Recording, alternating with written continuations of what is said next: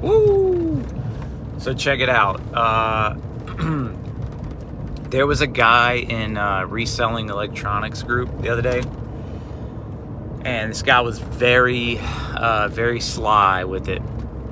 And what he was doing is he was saying, "Yeah, I got these liquidation pallets," and he would just comment. He would just kind of like throw it up on someone else's post, like, "Whoop, got these liquidation pallets, no big deal.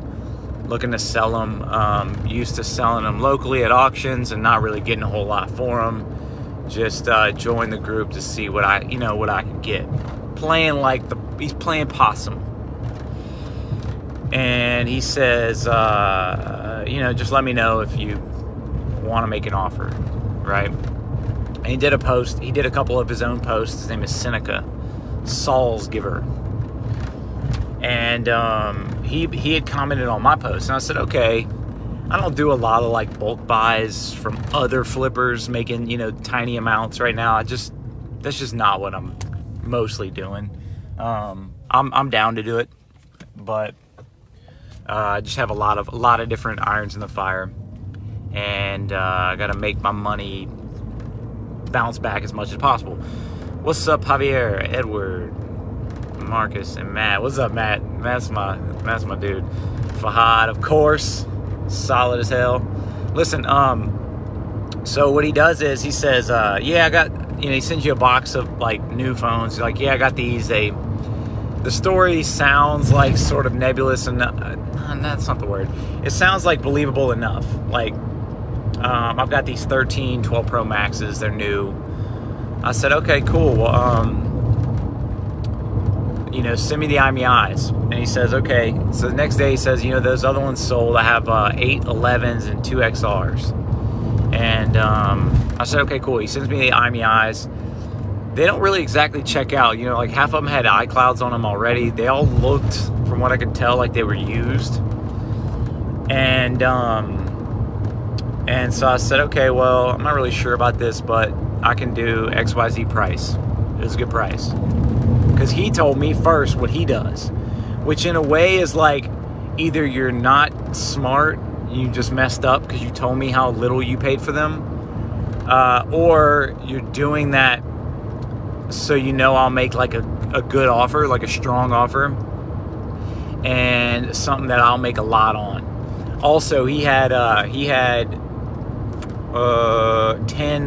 iPod Pros. Not iPod Pros, AirPod Pros, sorry. And he was like, yeah, $70 a piece. I think DB would give $140 on those. And so I sent a picture to my DB, and he's like, they don't look quite right, with the packaging and stuff. It's very, very minute details. Anyway, I don't want to linger on with this. Cut to the chase. So he says, man, my PayPal, they've been holding my money on my PayPal, and so I can't really pay with them. And at this point, I'm adding up the profits. It's like 10 times $70 for the AirPods, $700. Woo, good money. The phones, I think, would be another 10 phones. I think I was gonna make maybe $50 a pop on them. So another $500. So dude, $1,200 just to press pay. You right? That's how sexy it is. Just to press pay. I'm gonna make my $1,200. That's all. Back when I started this, man, that was like $1,200 a week. That's all I really needed to make.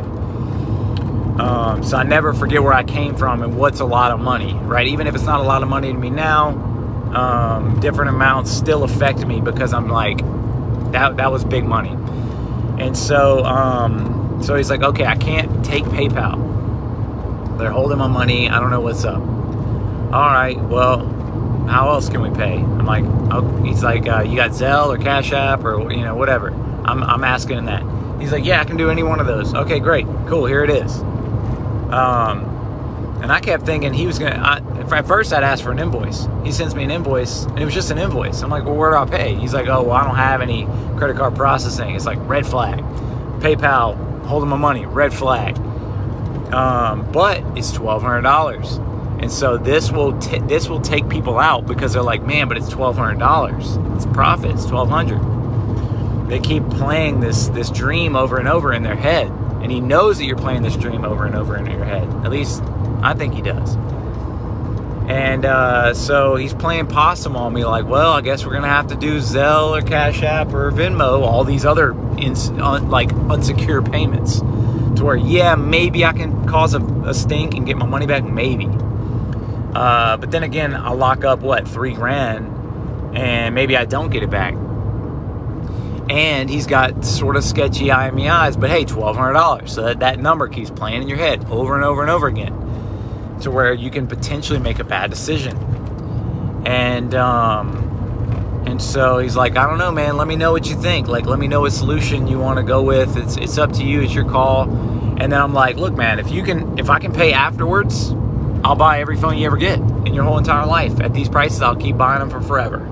I'll buy millions of them. Get millions, I'll buy millions. And it's like, yeah, but man, I had a guy not pay me on a $9,000 invoice, so he's got his backstory. I had somebody else rip me off for $9,000, and now I can never see that money again. And even still, $1,200. And so eventually, I'm just like, dude, if I can pay after, I'll pay after. If not, then kiss my ass. Leave me alone. Stop messaging me, because he keeps hitting me back. Hey, man, what do you think? What do you want to do? It's up to you, man. Tell me what works for you. And I'm like, what works for me is I pay when they get here, because I don't trust you. You have no references. I don't know you. And your profile picture looks a little bit sketchy. You could have at least taken a legit looking photo. Try harder, scammers. Try harder. And so finally, I just, instead of going off on him, stop messaging me, dude. This isn't going to happen. Stop. And so then he posts on the Reselling Electronics group again, saying, I got these deals, da da da. And I said, hey, man, you still trying to send sketchy IMEIs without, and requiring prepayment? Next thing I know, he's messaging me saying, dude, I said I would do post pay on 4 of them so you can check them out. And I'm just like, whatever, dude, whatever. So he deletes the post, though. He deletes the post. So anyway, I'm right. He's scamming. His name is Seneca. It starts with a C. Saul's Giver or whatever made-up name that dude made up. That's the anatomy of a scam, right? They pitch you on an outsized profit deal. They sort of play possum and linger around, just to build enough trust and future dreaming of what could be.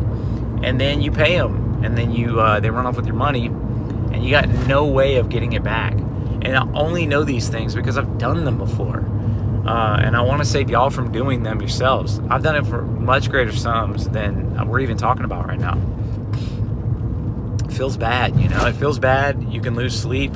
You can hold on to this resentment for a long time. You can hate yourself for a long time. It'll steal your soul, It will steal your soul. And it will take away from future deals and future money that you could be making, because you're just so upset that the world could do this. That there's someone in the world that's just literally extracting from people and adding no value whatsoever. All right, crushed it. Later, guys. What's up, Tom? Ryan. What's up, Ryan? I hadn't seen you in a while, dude. Dovey. Is that how you say it? Dovey? I gotta run. I'm doing some shipments right now. And big things to come, y'all. Take care.